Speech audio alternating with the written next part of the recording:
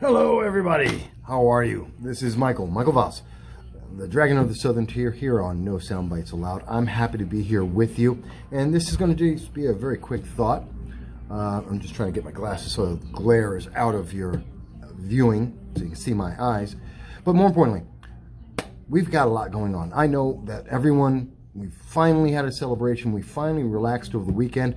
World War III, as we were promised yet again, is going to be happening, is not going to happen. In fact, it's way worse for Democrats than what they had thought. They thought we were going to World War III. They promised we were going to World War III. Total distraction about impeachment. And instead, not only has President Trump gotten Iran to back down, not only did he end the threat of World War III, and reinforce that American embassies and American people are to be protected around the world by a strong United States. Well, Iran is now having a problem because Iran has its own people rising up against the government of Tehran. Now, we know this is something that's happened before under President Obama. I think it was 2015 with the Green Movement during the Arab Spring. And at that time, President Obama ignored them completely. The movement failed, and we have the continuation of the current regime of Tehran with the Ayatollah. What has happened now, though, is that these very same people, many of them from the same Green Movement that are looking for democracy in Iran, have come out and they have praised President Trump for standing up to the Ayatollah. They have renewed strength and energy in trying to get democracy in their nation. And this is a great thing. Now, Iran, for its part, the government of Iran, the Ayatollah, has decided that the answer to this is shoot people. And they have the government, the police, have been reported to have shot protesters in Iran and Tehran and several of the cities to stop people from protesting, which is horrendous. President Trump, for his own part, has said to Iran, it's great that you're not attacking Americans, and you better not attack Americans, but also stop attacking your own people. So he is doing more than what we've seen from President Obama in the Green Movement by actually addressing the fact that there are Iranians who want democracy and not the global terror that is, and when I say global terror, supporters of global terror that Iran has done. I feel bad for Democrats who are counting on the fact that we were going into World War III to support their idea that there should be an impeachment that they've been asking for since April of 2016, and they thought they had their final justification, and this would give them some power into 2020, and it failed. And it failed so miserably that, some of the people holding out for dear hope that they could become president, that was Marianne Williamson, who disappeared because her feel-good campaign failed because no one felt good about it. And quite honestly, and also we see that Spartacus is not Spartacus. That's right. I'm not Spartacus.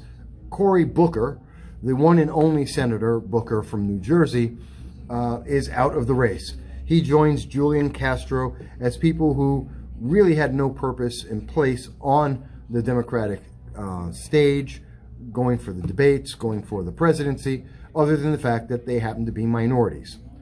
And that's the biggest thing that, Kamala Harris, Cory Booker, Julian Castro, what do they have? They're people of color. That's it. They're people of color. Name something else that they are known for. Name something else that they did that's actually important and help the American people. And if you're going to guess that, you're going to be guessing for a long time because there isn't anything. They have nothing. Nothing to offer. What do they offer on stage? That they would help illegal aliens? That they were willing to break the law? That they have feelings and that they're people of color? Who cares? Does that really make a difference? I mean, very honestly, Pete Buttigieg is gay. That's all he has going for him. He has no other characteristic, no other plan that stands out and says, this is good for America. In fact, being gay doesn't mean he's good or bad for America. These aren't intrinsic character items. They're just something you're born with. Who cares? And the fact that Cory Booker is now out of the race really doesn't affect anything. Just like when he was in the race, it didn't affect anything. Now, I've been saying this since October of 2017. I've been announcing that I see Cory Booker, Williamson, Kamala Harris. I see that Pete Buttigieg, Michael Bloomberg, Andrew Yang, even Joe Biden. They're all going to drop by the wayside. Sanders as well. I think they're all going to be out. And we're seeing more and more of them are doing exactly what we expected because they offer nothing. Cory Booker was there to get black money. That's it. He was there to get money from black Americans and to support the idea that if you're black, you must be a Democrat. That was his purpose. That's his only goal. He filled a category. And in the micro-categorization, which is a tough word to say, of the Democratic ideology of gender and identity politics, that's all he's there for. He isn't Cory Booker, the man, the senator from New Jersey who grew up in relatively poor and lives in a difficult neighborhood. Nope, he's none of those things. He's not the man who molested a woman and wrote about it in a book and admitted it. Nope, that's not who he is. Who Cory Booker is he's just a black, straight male. Period. Stop. Nothing else about him matters. And that's his role in the Democratic Party. He filled it. He got donations because of it. And now he's gone. We saw Kamala Harris. She was there to get black votes, to get black money, to reinforce that you should be a good black Democrat. And she's gone. And we're going to see the same thing. We saw it from Julian Castro. You're going to see that with Amy Klobuchar. You're going to see that with Andrew Yang. Be good Democrats. You are minorities. You are victims. Give us your money. And don't worry, the rich white male will take care of it all. Well, this is what I'm thinking about, and I hope that you're going to enjoy this. I'd love to hear your comments about it.